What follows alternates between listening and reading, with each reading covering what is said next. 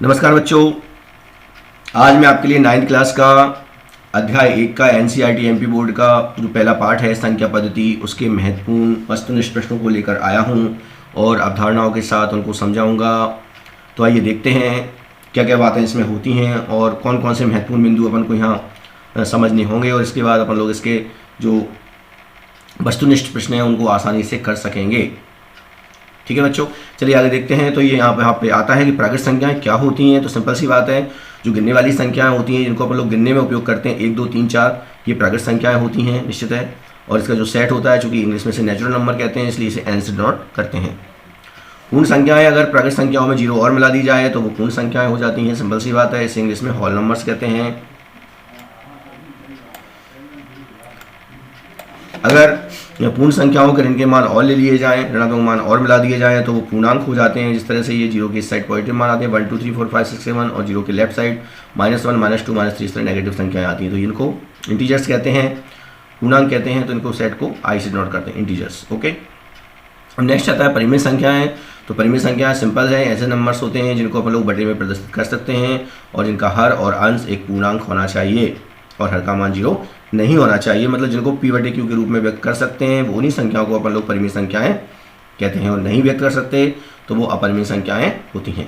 Okay दोस्तों, जैसे 5 बटे 7 है, 11 बटे 9 है, ऐसी संख्याएं परिमेय संख्याएं कहलाती हैं, जिनको इस रूप में बदल सकते हैं लेकिन हर और अंश पूर्णांक होना चाहिए और हर का मान 0 नहीं होना चाहिए, तभी उसे अपन परिमेय संख्या कह सकेंगे। अपरिमेय संख्याएं जिन संख्याओं को अपन लोग p बटे q के रूप में व्यक्त नहीं कर सकते हैं, है ना, उन संख्याओं को अपरिमेय संख्याएं कहती हैं। तो अपरिमेय संख्याओं में अधिकतर अंडर रूट वाली संख्याएं हैं ही आती हैं। अब वास्तविक संख्याओं की बात आती है, जो जिनका जो वर्ग होता है वो धनात्मक होता है। जिस संख्या का वर्ग धनात्मक होता है वो वास्तविक संख्याएं होती हैं, और इसे r से प्रदर्शित करते हैं क्योंकि इसे इंग्लिश में रियल नंबर्स बोलते हैं, इसलिए इनके सेट को कैपिटल R से प्रदर्शित करते हैं। ओके दोस्तों, चलिए आगे देखते हैं। सभी परिमेय और अपरिमेय संख्याएं मिलकर जो समुच्चय बनता है, जो संग्रह बनता है, वो वास्तविक संख्याएं बनती हैं। अब कुछ और महत्वपूर्ण बातें आती हैं यहाँ पे कि एक परिमेय संख्या का दशमलव प्रसार, जब परिमेय संख्या का अपन लोग दशमलव प्रसार निकालते हैं तो या तो वो संख्या शांत हो जाती है या फिर वो अशांत आवृत्ति रहती है। इस बात का ध्यान रखना है कि परिमेय संख्या का दशमलव प्रसार या तो शांत हो जाता है या फिर वो अशांत आवृत्ति होता है ना। उसकी बार बार एक सी संख्या रिपीट होती है दशमलव के बाद और वो रुकता नहीं है। तो ऐसे दोनों टाइप के जो नंबर्स रहते हैं दशमलव में, वो परिमेय संख्याओं को डिनोट करते हैं। एक अपरिमेय संख्या का दशमलव प्रसार, जब अपरिमेय संख्या का दशमलव प्रसार करते हैं तो वो दशमलव के बाद ना तो वो 1 से मान आते हैं उसके और ना ही वो रुकता है, मतलब वो अनावर्ती रहता है, साथ में वो अशांत भी रहता है। संख्या रेखा के प्रत्येक बिंदु के संगत जब संख्या रेखा अपन लोग बनाते हैं तो हर एक बिंदु पर कोई ना कोई वास्तविक संख्या जरूर होती है। यहाँ पर आप देखते हैं, यदि ए कोई परिमेय संख्या है और बी कोई अपरिमेय संख्या है तो एक परिमेय संख्या और अपरिमेय संख्या को जब जोड़ा जाता है तो अपरिमेय संख्या ही बनती है, जब उन्हें घटाया जाता है तब भी अपरिमेय संख्या ही बनती है। गुणा किया जाता है, मतलब कहने का मतलब ये कि अगर एक परिमेय संख्या है और एक अपरिमेय संख्या है और उनका जोड़ा जाए, उनको गुणा किया जाए, उनको घटाया जाए, चाहे जोड़ दिया जाए उनको, चाहे घटा दिया जाए आपस में उनको, चाहे गुणा कर दिया जाए आपस में, चाहे भाग दे दिया जाए आपस में, वो अपरिमेय संख्या ही रहेगी। ठीक है दोस्तों, अगली बात आती है कि दो परिमेय संख्याओं के बीच बहुत सारी अपरिमेय संख्याएं होती हैं और उनके बीच बहुत सारी अपरिमेय संख्याएं भी रहती हैं और परिमेय संख्याएं। दो परिमेय संख्याओं के बीच में अनंत परिमेय संख्याएं रहती हैं और अपरिमेय संख्याएं भी रहती हैं। ठीक है, यदि ए और बी दो धनात्मक वास्तविक संख्याएं होती हैं तो कौन कौन सी सिचुएशन यहाँ पर लागू होती है इन नंबर्स में, धनात्मक संख्याओं देख सकते हैं अपन लोग। क्योंकि अगर अंडर रूट लगा हुआ है तो उन्हें अलग अलग अंडर रूट में अपन लोग कर सकते हैं। अगर भाग में संख्याएं लिखी हुई हैं तो अलग अलग अंडर रूट में उन्हें कर सकते हैं। अगर ए प्लस बी और ए माइनस बी की सिचुएशन है तो ए वर्ग माइनस बी वर्ग का फार्मूला लगाकर अपन लोग ए माइनस बी यहाँ कर सकते हैं। ऐसे इनमें भी ए प्लस बी और ए माइनस बी का फार्मूला लगाकर अपन लोग ए वर्ग माइनस बी वर्ग वाला फार्मूला लगा सकते हैं। तो ए का वर्ग हो जाएगा और अंडर रूट बी का वर्ग करेंगे तो बी आ जाएगा। फिर ए प्लस बी का वर्ग वाले फार्मूले से इसे खोल सकते हैं इस तरफ समीकरण से, तो ए का वर्ग प्लस बी का वर्ग, है ना, प्लस 2ab। तो ये इस तरफ समीकरणों से अपन लोग इनको ओपन कर सकते हैं। ये सिंपल सी बातें हैं। घातांकी नियम हम लोग जानते हैं। घातांकी नियम सिंपल सी बात रहती है कि निश्चित है एक और बात ध्यान रखना पड़ता है यहाँ पे, जो आधार और घातांक है इसका महत्वपूर्ण ये फंडा ये है कि अपन लोग जानते हैं कि कोई भी जो बच्चा रहता है, अपन लोग जब किसी व्यक्ति को कंधे पे बिठाते हैं तो निश्चित है वो छोटा होता है, कंधे पे जिसको बिठाते हैं वो छोटा होता है। तो इसी बात का ध्यान रखते हुए, इसी अवधारणा को ध्यान रखते हुए कि कंधे पे बैठने वाला हमेशा अपन से छोटा होता है, तो यहाँ घातांक जो लगा रहेगा वो आधार की साइज से छोटा रहेगा, ये बात ध्यान रखना है अपन को। मतलब आधार बड़ा साइज में रहता है और घातांक उससे छोटी साइज में रहता है, वो डिजिट छोटा रहेगा। तो यहाँ पे गुणा वाली बात चल रही है, गुणा में अगर आधार समान हो तो गुणा में घातें जुड़ जाती हैं, तो a की पावर m प्लस n हो जाएगी। अगर भाग में लिखी हुई संख्याएं और आधार समान है तो भाग में घातें घट जाती हैं, मतलब a की पावर m माइनस n हो जाएगा। अगर घात पे घात चढ़ी हुई हो तो घातों का आपस में गुणा हो जाता है, मतलब a की पावर mn हो जाएगा। और अगर अलग अलग आधार हैं और घातांक सेम है तो गुणा करने पर वो एक साथ लिखी हो जाएंगी। और भाग में भी सिचुएशन है, अगर भाग में लिखी हुई हैं, आधार अलग अलग हैं और घात एक सी है तो अपन लोग एक घात दोनों में मिलाकर लगा सकते हैं। अगर किसी भी संख्या पे 0 घात लगी हुई हो तो उसका मान 1 होता है। ठीक है दोस्तों, अब आते हैं अपने सवाल। ये बातें अपन लोगों ने महत्वपूर्ण बातें पढ़ ली हैं, अब ये सवाल करने के काम में सभी आएंगी बारी बारी से और मैं आपको बताऊंगा। पहला है कि परिमेय और अपरिमेय संख्या का योगफल अभी पढ़ा अपन लोगों ने। तो परिमेय संख्या और अपरिमेय संख्या को चाहे जोड़ो, चाहे घटाओ, चाहे गुणा करो, चाहे भाग करो, वह अपरिमेय रहेगी। पहले का उत्तर 1 नंबर का सही होगा, अपरिमेय। दूसरा है निम्नलिखित में से कौन सी संख्या परिमेय है? तो निश्चित बात है कि जिस संख्याओं में अंडर रूट सॉल्व करने पर नहीं बच पाएगा वो परिमेय संख्या। इसमें पूछा है इनमें से कौन सी संख्या परिमेय है, परिमेय संख्या है। तो यहाँ पे बात ये आती है कि परिमेय संख्या है, तो परिमेय संख्या तो यहाँ बात ये आती है, देखो ये सब कट जाएंगे, इससे ये कट जाएगा, यहाँ पे लिखा है ये इससे भी ये कट जाएगा, और ये गुणा करने पर ये देख सकते हैं यहाँ पर इसमें भी अंडर रूट बचेगा, है ना।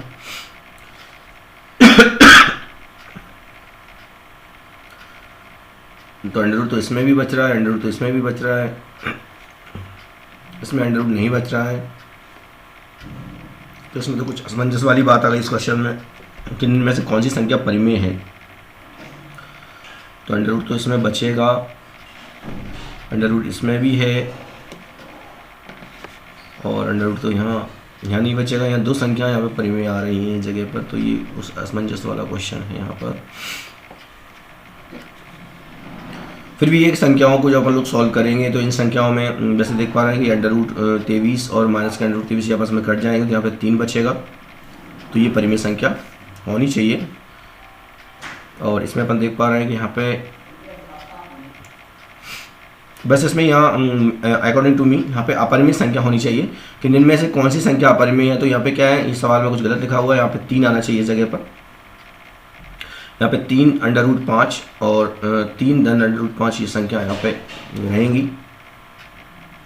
तो यहाँ पे फिर ये कट जाएगा, इस जगह पे अपन देख पा रहे हैं कट जाएगा यहाँ पे। तो ये यहाँ पे जोड़ने में कट भी रहा है, साथ में दिख रहा है। तो यहाँ पे अपरिमेय संख्या होनी चाहिए। कौन सी संख्या परिमेय संख्या नहीं होनी चाहिए, यहाँ पे प्रश्न में होना चाहिए इनमें से कौन सी संख्या अपरिमेय है। तो निश्चित है कि अंडर रूट इसी में बच पा रहा है और बाकी सबको सॉल्व करने पर अंडर रूट खत्म हो रहा है। देखिए इसमें से ये खत्म हो जाएगा, 3 बचेगा, इसमें ये कट जाएगा अंडर रूट 7 अंडर रूट 7, यहाँ पे रूट 5 कट जाएंगे आपस में। तो ये सभी संख्याएं परिमेय हो रही है और ये अपरिमेय हो रही है, तो यहाँ पे अपरिमेय होना चाहिए ना। तो अपरिमेय संख्या 7 नंबर का सही होगा, 1/√2। तीसरा जो प्रश्न है उसमें यदि ए बड़ा है 0 से एक वास्तविक संख्या है और पी क्यू परिमेय संख्या है तो इनमें से कौन सा कथन सत्य होगा। तो इसमें कौन सा फार्मूला घातांक वाला सही लग रहा है अपन को? तो ये तो गलत है, ये भी गलत है और ये भी गलत है। ये सही लग रहा है, आधार समान है तो भाग में घातें घट जाती हैं, ये सही है, 7 नंबर का सही है इसका। फिर चौथा प्रश्न यहाँ पे आता है। चौथे प्रश्न में अपन देख पा रहे हैं कि यदि बी जो है वो ए से बड़ा है, एक वास्तविक संख्या है और एम एन परिमेय संख्या है, तो इनमें से कौन सा कथन असत्य होगा। तो ये देख रहे हैं गुणा में घातें जुड़ जाती हैं, ये सही है। भाग घात पे घात चढ़ घातों गुणा हो जाता है, ये भी सही है। और आधार समान तो भाग में घातें घट जाती हैं, ये भी सही है। लेकिन ये देखो ये गलत हो रहा है, m माइनस एन होना चाहिए जी, n माइनस एम हो रहा है। तो इसका चौथे वाले का जो है 7 नंबर का गलत होगा, है ना। ये वाला मतलब इसका असत्य वाला स्टेटमेंट है 7 नंबर।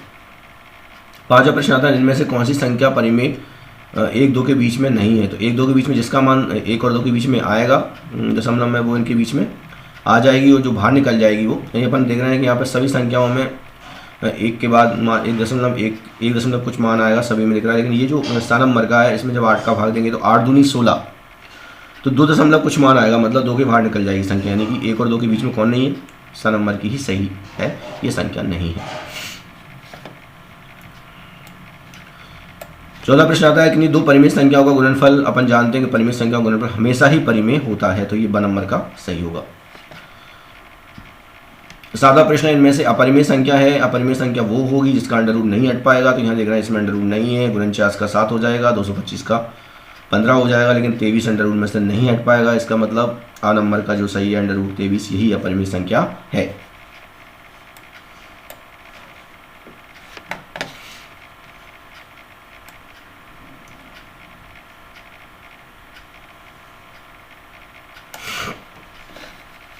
अभी 8वां प्रश्न आता है अंडर रूट 3 का दशमलव प्रसार। तो अंडर रूट 3 का दशमलव प्रसार हम जानते हैं कि अंडर रूट संख्या जो है वो एक अपरिमेय संख्या है, और अपरिमेय संख्या हमेशा अशांत अनावर्ती होती है, तो ये सही होगा इसका नंबर का अशांत अनावर्ती।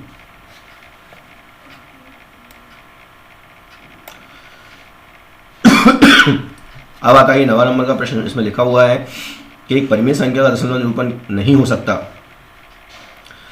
अशांत आवर्ती नहीं हो सकता, क्योंकि वो परिमेय संख्या नहीं हो सकती। तो परिमेय संख्या में क्या हो सकता है, शांत हो सकता है, अशांत हो सकता है, अशांत अनावर्ती नहीं हो सकता, अशांत आवर्ती हो सकता। तो ये तीनों बातें इसमें हो सकती हैं, लेकिन द नंबर की जो बात है वो परिमेय संख्या में नहीं हो सकता, तो ये द नंबर का इसका उत्तर सही है, अशांत और अनावर्ती। 10वां प्रश्न, इनमें से कौन सी एक अपरिमेय संख्या है, तो निश्चित है इसका अंडर रूट बचा रहेगा, वो अपरिमेय संख्या होगी। देखो इसमें से अंडर रूट खत्म हो जाएगा, वर्गमूल लेने पर ये 4/5 हो जाएगा, ये 3 से 3 चौके 12 कट जाएगा, 4 का वर्गमूल 2 होता है, ये भी अंडर रूट हट जाएगा यहाँ से। 225 में 15 होता है वर्गमूल, तो ये भी अंडर रूट यहाँ से हट जाएगा, लेकिन ये नहीं हट पाएगा द नंबर का, ये अंडर रूट 11 ही रहेगा। तो कहने का मतलब द नंबर का एक अपरिमेय संख्या है।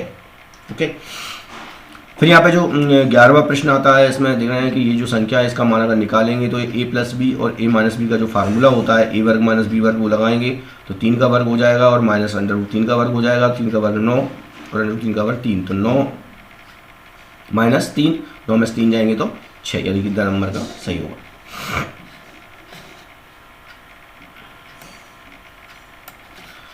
फिर यहाँ पे जो 11वां प्रश्न आता है उसमें लिखा है, देखो सभी पे 0 घात चढ़ी हुई है, और 0 घात जब चढ़ी रहती है किसी संख्या पर तो उसका मान 1 होता है। तो यहाँ पे 1 आ जाएगा, 1/1 आ जाएगा, और 1 और 1 जुड़कर 2 हो जाएंगे, यानी कि स नंबर का उत्तर सही होगा 2। 13वां प्रश्न आता है, इसमें 6/7 का दशमलव प्रसार पूछ रहे हैं। तो 6/7 में जब अपन लोग 6 में 7 का भाग देंगे तो दशमलव लगेगा और 60 हो जाएंगे। 7 × 8 = 56, तो दशमलव के बाद 8 कौन में आ रहा है, इसमें कहीं तो आ नहीं रहा, दा में आ रहा है दशमलव के बाद 8, तो निश्चित है कि द नंबर का इसका प्रसार सही होगा यहाँ पर, है ना। ओके, चलिए आगे बढ़ते हैं और देखते हैं 14 प्रश्न जो है वो देख लेते हैं। इसमें लिखा है दो अपरिमेय संख्याओं का योगफल क्या होता है, तो अपरिमेय संख्याएं जोड़ने पर अपरिमेय ही आती है। दो अपरिमेय संख्याओं को अगर अपन जोड़ेंगे तो एक बात ध्यान रखना है कि दो अपरिमेय संख्या हो सकता है कि रूप उनका कभी कभी क्या होता है, दो अपरिमेय संख्याओं को जोड़ने पर परिमेय भी बन जाती है, और दो अपरिमेय संख्याओं को जोड़ने पर अपरिमेय भी हो जाता है। यानी कि दो अपरिमेय संख्याएं अगर दी गई हैं तो उनका योगफल कभी परिमेय भी हो सकता है और कभी अपरिमेय भी हो सकता है। तो स नंबर का इसका सही होगा, इस बात का ध्यान रखना है अपन को।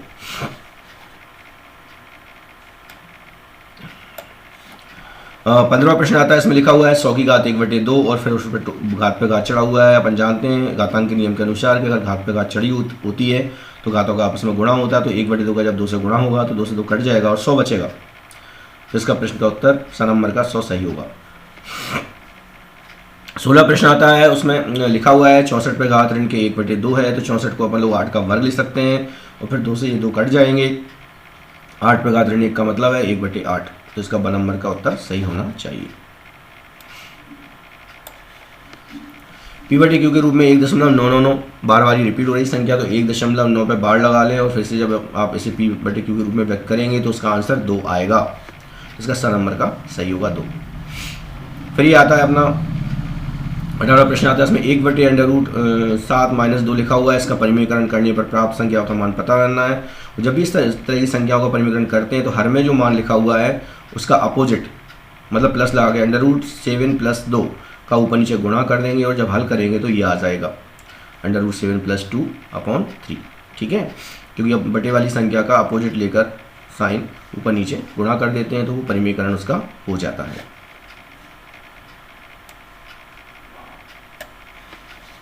निम्न में से कौन सी अपरिमेय संख्या है, यहाँ पे बात आती है। तो अपरिमेय संख्या के लिए सिंपल सी बात है कि जब डेसिमल में दी गई हो तो बार बार रिपीट नहीं होती वो संख्या और साथ में वो रुकती भी नहीं है, तो ऐसी संख्या को अपन लोग अपरिमेय संख्या कहते हैं। अब आते हैं खाली स्थान, आते हैं खाली स्थानों को देख लेते हैं अपन लोग। पहला खाली स्थान कहता है कि सभी परिमेय अपरिमेय संख्याओं को एक साथ मिलाएंगे तो जो संग्रह बनता है वो वास्तविक संख्या बनता है, यहाँ वास्तविक भरा हो जाएगा। अगर कोई परिमेय संख्या पी बटे क्यू के रूप में अपन लोग व्यक्त कर सकते हैं तो उसमें पी और क्यू क्या होना चाहिए, उसमें हर और अंश पूर्णांक होने चाहिए, यहाँ पूर्णांक भरा होगा। यदि आर परिमेय संख्या है और एस अपरिमेय संख्या है तो परिमेय अपरिमेय को जोड़ने घटाने पर क्या बनता है, अपरिमेय बनता है, तो यहाँ पे खाली स्थान में अपरिमेय आएगा। फिर अगला है एक अपरिमेय संख्या का दशमलव प्रसार। अपन जानते हैं कि अपरिमेय संख्या का दशमलव प्रसार जो होता है वो अशांत अनावर्ती होता है, तो यहाँ पे अशांत अनावर्ती भरा हो जाएगा। और पाई एक परिमेय संख्या होती तो पाई का जितना भी मल्टीपल कोई भी रहेगी संख्या तो वो सभी अपरिमेय होंगी, तो 2 पाई एक अपरिमेय संख्या है, अपरिमेय भरा हो जाएगा। 2 और 3 के बीच एक अपरिमेय संख्या कौन सी है, तो 2 और 3 के बीच अगर डेसिमल फॉर्म में लिखा जाएगा तो इस तरह से लिख देंगे कोई भी संख्या बार बार रिपीट दशमलव के बाद नहीं होती है और रुकती भी नहीं है। साथ में 2 और 3 के बीच में √5 जो है वो भी एक अपरिमेय संख्या, इसका मान √5 का मान इन दोनों के बीच में रहता है, इसलिए इसमें √5 भी अपन लोग लिख सकते हैं यहाँ पर।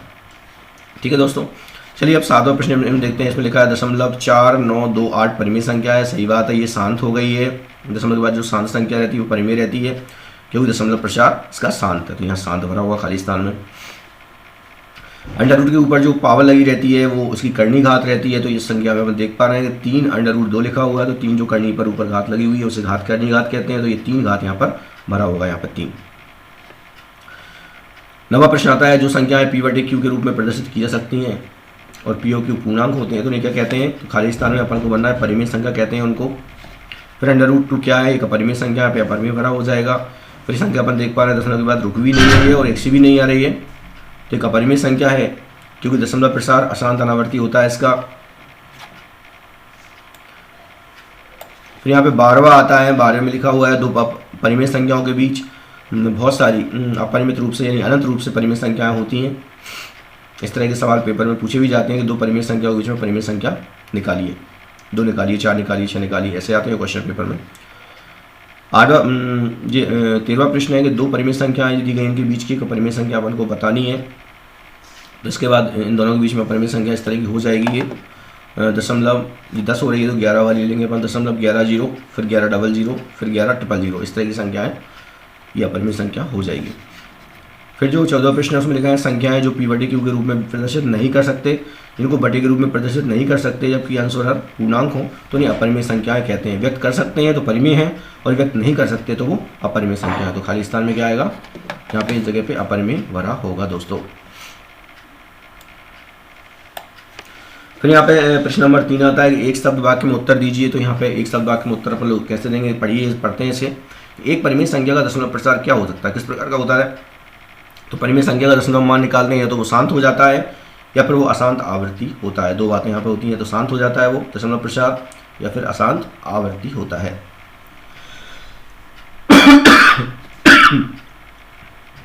दूसरा वाला जो है तो उसमें लिखा है कि 0 और 1 के बीच में एक परिमेय संख्या बताइए, तो जब भी 2 संख्याओं के बीच में कोई परिमेय संख्या बतानी है तो दोनों को जोड़कर 2 का भाग दे दीजिए, परिमेय संख्या बन जाती है बीच की। तो 0 और 1 को जोड़कर 2 का भाग देंगे तो 1/2 आ जाएगा, तो यहाँ पे 1/2 उनके बीच की संख्या होगी। फिर ये कह रहे हैं 3.142678 का परिमेय संख्या है कि नहीं, तो दशमलव के बाद जो संख्या शांत हो जाती है वो परिमेय संख्या ही होती है, तो उसमें अपन लोग हाँ लिख देंगे उत्तर में। फिर 6√5 और 2√5 से गुणा करके क्या आएगा, तो जब इनका गुणा करेंगे तो 6 का 2 से गुणा हो जाएगा 12 हो जाएगा, और √5 का 5 से गुणा होगा तो 5 बन जाएगा, तो 12×5 = 60, तो इनका गुणा 60 आएगा, ये उत्तर इसका 60 आएगा। ये 5वां प्रश्न है, इसमें इन संख्याओं को जोड़ना है, तो जोड़ने के बाद क्या बनेगा, इनको जोड़ेंगे तो ये √2 अंडर रूट वाली संख्या से जुड़ेगा तो 3√2 हो जाएगा, मतलब ये आ जाएगा। और फिर ये 5 में से ये 3 घट जाएंगे तो 5√3 में से 3√3 घटेंगे तो ये 2√3 बचेगा प्लस का, तो ये संख्या यहाँ पे आ जाएगी। अब आते हैं 70 वाले प्रश्न आते हैं, तो यहाँ पे लिखा हुआ है कि एक परिमेय संख्या का दशमलव प्रसार क्या हो सकता है, या तो शांत हो सकता है या फिर अशांत आवृत्ति होता है, तो ये सत्य कथन ये वाला। और इस तरह के क्वेश्चन आते हैं कि प्रत्येक पूर्णांक परिमेय संख्या होती है। इस तरह के लिए आप इस तरह का एक चार्ट बना लें पास में, और इस तरह का चार्ट बनाकर इनको सही गलत बताना बहुत ही आसान हो जाता है। सबसे पहले अपन जानते हैं इनका क्रम लिख देते हैं। क्रम में जब इस तरह के चक्र बनाते हैं तो सबसे अंदर प्रगट संख्या, उसके बाहर वाले में फिर पूर्ण संख्या, फिर उसके बाहर वाले में प्रगट संख्या, पहले प्रगट संख्या अंदर, फिर उसके बाद पूर्ण संख्या का घेरा बनाएंगे, फिर उसके बाद पूर्णांक संख्याओं का घेरा बनाएंगे, और उसके बाद परिमेय संख्याओं का घेरा यहाँ पे बनाएंगे, ये क्रम। तो इससे क्या होगा, इससे आपको इनको बताने में बहुत ही आसानी हो जाएगी। देखो कैसे, अगर आप अंदर से बाहर की ओर बताएंगे कोई बात को तो वो सत्य रहेगी हमेशा। अंदर वाली संख्या से बाहर की संख्या की ओर बताएंगे तो वो सत्य रहेगी, और बाहर की संख्या से अंदर की ओर बताएंगे तो वो गलत असत्य हो जाएगी। तो देखते हैं, चलिए। प्रत्येक पूर्ण संख्या एक परिमेय संख्या होती है। पूर्ण संख्या एक परिमेय संख्या, देखो अंदर से बाहर की ओर बता रहा है तो ये सही बात है। प्रत्येक पूर्ण संख्या एक प्राकृत संख्या होती है। देखो पूर्ण संख्या से अपन प्राकृत संख्या बता रहे हैं, उल्टा बता रहे हैं तो ये गलत हो गई, देखो असत्य हो गई। प्रत्येक पूर्णांक एक परिमेय संख्या होती है। तो प्रत्येक पूर्णांक एक परिमेय संख्या होती है। पूर्णांक अंदर से बाहर की ओर चल रहा है, देखो पूर्णांक परिमेय संख्या होती है तो ये सत्य हो रहा है। हाँ देखो सत्य। प्रत्येक परिमेय संख्या एक पूर्णांक होती है। परिमेय संख्या पूर्णांक होती है तो उल्टा चलना पड़ रहा है अपन को, तो ये गलत है। प्रत्येक प्राकृत संख्या एक पूर्ण संख्या होती है, तो ये सही बात है। प्राकृत संख्या पूर्ण संख्या होती है, ये सत्य हो रहा है। देखो जैसे अंदर से बाहर की ओर जाएंगे तो वो सत्य होगा, और बाहर से अंदर की ओर आएंगे तो वो गलत होगा स्टेटमेंट। फिर ये 7 बजेगी। प्रत्येक पूर्णांक एक पूर्ण संख्या होती है। प्रत्येक पूर्णांक एक पूर्ण संख्या, तो उल्टा आ रहा है अपन लोग, बाहर से अंदर की ओर आ रहे हैं तो ये गलत है। प्रत्येक पूर्णांक पूर्ण संख्या। तो इस वाले चार्ट को अगर आप बना लेंगे, ये डायग्राम थोड़ा सा बना लेंगे तो इस ऐसे बहुत सारे प्रश्न इसमें बनते हैं, और ये बहुत सारे प्रश्नों को आप आसानी से समझ जाएंगे। ठीक है दोस्तों, चलिए आगे बढ़ते हैं। प्रत्येक परिमेय संख्या एक पूर्ण संख्या होती है, ये भी अपन लोग उसी में देख सकते हैं। असत्य है बात यहाँ पर, क्योंकि परिमेय संख्या बाहर रहती है, पूर्ण संख्या अंदर रहती है, तो असत्य हो गया ये।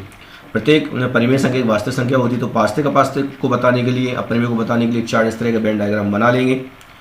वास्तविक संख्याओं को उसके अंदर परिमेय अपरिमेय, क्योंकि अपन जानते हैं परिमेय अपरिमेय संख्याएं मिलकर वास्तविक संख्याओं का निर्माण करती हैं। तो यह परिमेय अपरिमेय अपन जानते हैं। यहाँ पे प्रत्येक अपरिमेय संख्या वास्तविक होती है, सही बात है। अपरिमेय संख्या वास्तविक हो सकती है, सही बात है। प्रत्येक वास्तविक संख्या अपरिमेय, तो वास्तविक संख्या अपरिमेय नहीं हो सकती, क्योंकि वास्तविक संख्या बड़ी है, और अपरिमेय संख्या यहाँ छोटा सेट है इसका। तो छोटे में बड़ा तो आ सकता है, लेकिन बड़े में छोटा तो आ सकता है, लेकिन छोटे में बड़ा नहीं आ सकता। तो प्रत्येक वास्तविक संख्या अपरिमेय होती है, ये बात गलत है। सभी परिमेय और अपरिमेय संख्याओं को एक साथ लेकर वास्तविक संख्याओं का संग्रह प्राप्त होता है, ये सही बात है। एक परिमेय संख्या और एक अपरिमेय संख्या को जोड़ना या घटाया जाए तो वह परिमेय बनती है। एक अपरिमेय संख्या के साथ एक शून्येतर परिमेय संख्या का गुणनफल भागफल अपरिमेय होता है। किन्हीं दो वास्तविक संख्याओं के बीच में असंख्य वास्तविक संख्याएं होती हैं, ये भी सही बात है। किसी भी संख्या पर 0 घात लगी उसका मान 1 होता है, लेकिन यहाँ पे 0 कह रहे हैं तो ये गलत है स्टेटमेंट। ए की पावर m और ए की पावर n का सरलतम रूप ए की पावर m प्लस n होता है, गलत बात है, क्योंकि यहाँ पे माइनस लगेगा। ए की पावर जब आधार समान हो भाग में घातें घट जाती है, यहाँ पे जुड़ रही है तो ये गलत है। रूट 3/5 एक अपरिमेय संख्या, सही बात है, क्योंकि इसका अंडर रूट हट नहीं पा रहा है।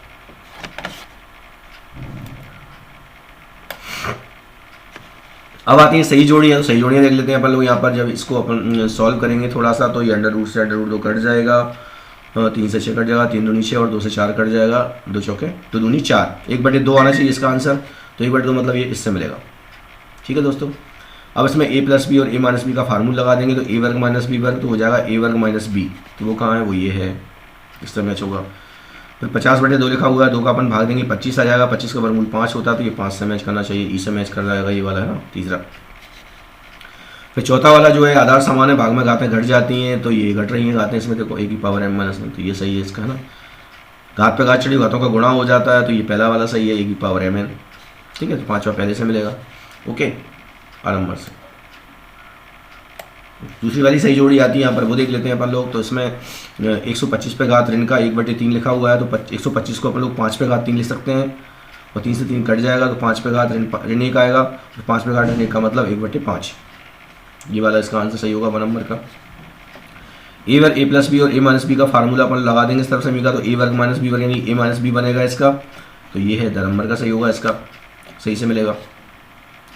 तीसरा वाला है 12 में 3 का भाग देंगे, 3 चौके 12 आ जाएगा, और 4 का वर्गमूल 2 होता है, तो 2 इसका आंसर ये ई नंबर का सही होगा। फिर ये आधार सामान्य गुणा में घातें जुड़ जाती हैं, तो घातें जुड़ जाएंगी, a की पावर m प्लस n हो जाएगा, तो ये कहाँ है, ये है 7 नंबर से मिल जाएगा। फिर ये a की पावर m है और उसकी पावर 1/n है, तो आधार समान है, कहने का मतलब ये है कि जब घात में घात चढ़ी तो घातों का गुणा हो जाता है, तो a की पावर m/n हो जाएगा, मतलब ये a नंबर का सही हो जाएगा इसका।